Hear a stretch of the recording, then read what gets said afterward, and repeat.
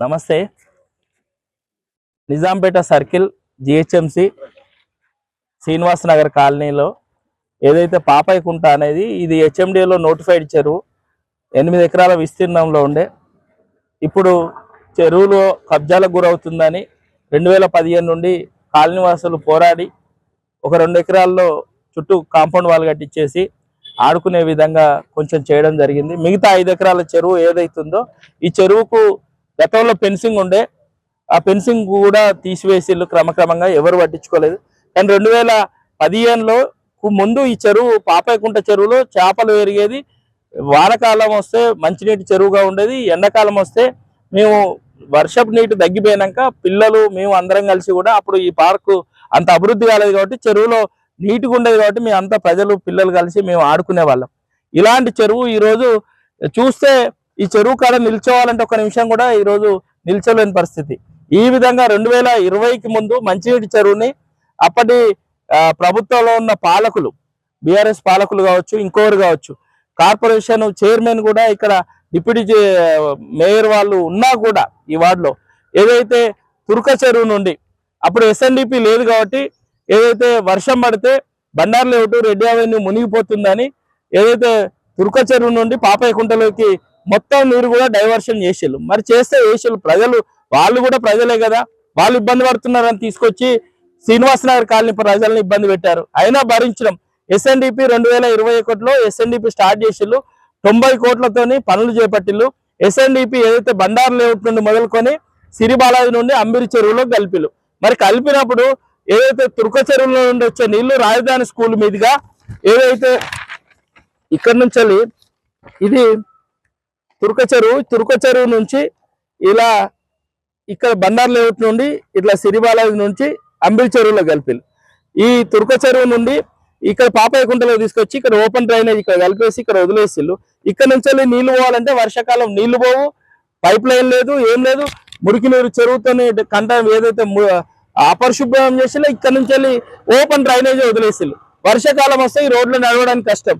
ఒకటే చెప్తున్నాం, ఏదైతే రాజధాని స్కూల్ నుండి ఇప్పుడు బండారు లేఅవుట్ లో ఏదైతే ఎస్ఎన్డిపి ఉందో 6 ఫీట్ల వెడల్పు 9 ఫీట్ల డెప్త్ తో ఉన్నాయి, 360 మీటర్లు వస్తాయి.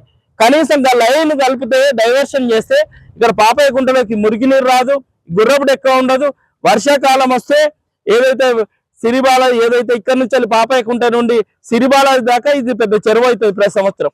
ఈ విధమైన 3-4 సమస్యల పరిష్కారం ఉన్నా ఈ పాలకులు పట్టించుకోలేదు, గత పాలకులు పట్టించుకోలేదు, ఇప్పుడు కూడా పట్టించుకోలేదు. వర్షాకాలం వస్తే మురికి నీరు మొత్తం రోడ్డు మీద ఉంటుంది. వానాకాలం ఎండాకాలం దోమలు, గుర్రపు డెక్క, ఇక్కడ గ్రౌండ్ వాటర్ ఏదైతే మొత్తం కూడా కలుషితం అయిపోయిన పరిస్థితి.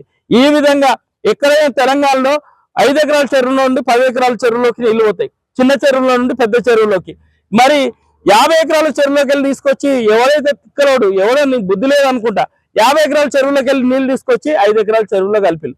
మరి మేము ఒకటే డిమాండ్ చేస్తున్నాం, తక్షణమే ఏదైతే తుర్క చెరువు నుండి డ్రైనేజ్ పాపాయకుంటలో కలుపుతున్నారో తక్షణమే దాని రాజధాని స్కూల్ కాంచెల్లి బండారు లేఅవుట్ లో ఎస్ఎన్డిపి 360 మీటర్లు ఉంది, అక్కడికి డైవర్షన్ చేయండి. రెండోది గుర్రపు డెక్కను తక్షణమే తొలగించాలని మేము డిమాండ్ చేస్తున్నాం పాపాయకుంటలో.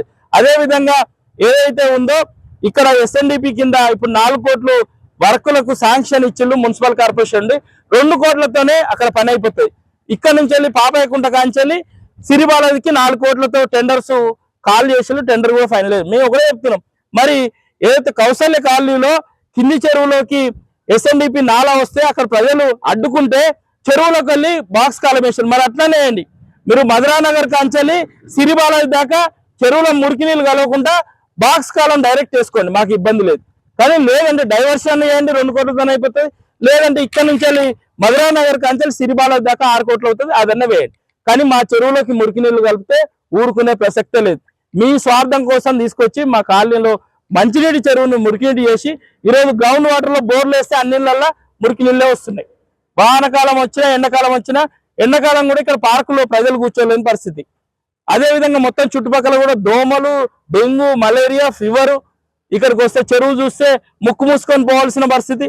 చెరువులో గుర్రపు డెక్కు ఉంది, మురికి నీళ్ళు ఉన్నాయి, ఎవరు వస్తలేరు. ఎటు పక్క పడితే అటు పక్క మొత్తం చెరువులో మట్టి ఊడ్చుడు, వాళ్ళన్నీ కూడా వెహికల్ పార్కింగ్ చేస్తున్నాం. మేము కూడా చెప్తున్నాం, ఈ చెరువే మురికినీటి చెరువు చేయడం కాకుండా ఇక్కడ 109 ప్రభుత్వ భూములకి ఓపెన్ గా వదిలేసి ఆ మురికి నీళ్ళల్లో పందులు, కుక్కలు గొర్రెలు మర్రెలు అన్ని కూడా పడుకొని మొత్తం ఇంకా దౌర్భాగ్యంగా చేస్తున్నారు.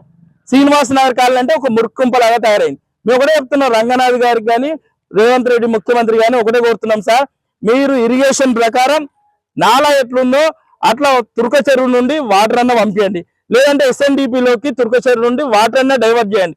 లేదు ఇలానే పంపిస్తామంటే పూర్తిగా కూడా బాక్స్ కాలం వేసి మా పాపయ్య కుంటలో మురికి నీళ్లు కలవకుండా చూసి మా పైన మురికి నీటి సమస్య లేకుండా చేయమని డిమాండ్ చేస్తున్నాం. లేకపోతే అతి త్వరలోనే మొత్తం కాలనీ అందరితో మీటింగ్ పెడతాం. ఎక్కడైతే మధురా నగర్ కాడ ఇక్కడ డ్రైనేజ్ కలుపుతున్నారో ఇల్లీగల్ గా ఇరిగేషన్ అనుమతి లేకుండా మురికి నీళ్లు తీసుకొచ్చి పాపయ్య కుంటలో కలిపినందుకు కేసు పెట్టడం కాదు, అది మొత్తం కూడా పూర్తి చేసి మట్టి వేసి చెరువు పాపయ్య కుంటలోకి నీళ్లు రాకుండా చేస్తాం. మీరు ఎన్ని కేసులు పెట్టుకున్నా మాకు ఇబ్బంది లేదు. మేము కూడా చెప్తున్నాం, రంగనాథ్ గారికి కూడా ఆల్రెడీ లెటర్ రాసాము పూర్తి వివరాలతో. అతి త్వరలో కాలుతున్నాం కలిసి మేము ఫిర్యాదు చేయబోతున్నాం. పాపయ్య కుంటను మురికి నీటి చెరువు నుండి రక్షించి డైవర్షన్ చేయకుంటే ఓట్లు వేయడానికి ఏ పార్టీ వాడు రావద్దని మేము చెప్తున్నాం. అన్ని పార్టీల వాళ్ళు మేము ప్రజలను ఇబ్బంది పడుతున్నాం. ఆ మురికి నీటి చెరువు తరతరాలుగా ఉంటే మేమేం అడిగే వాళ్ళం కాదు. మంచినీటి చెరువుని మురికి నీటి చేసినందుకు గత పాలకులు ప్రస్తుత పాలకులు బాధ్యత వహించి మా మురికి నీటి సమస్యను తీర్చమని కాలనీ తరఫున మేము డిమాండ్ చేస్తున్నాం.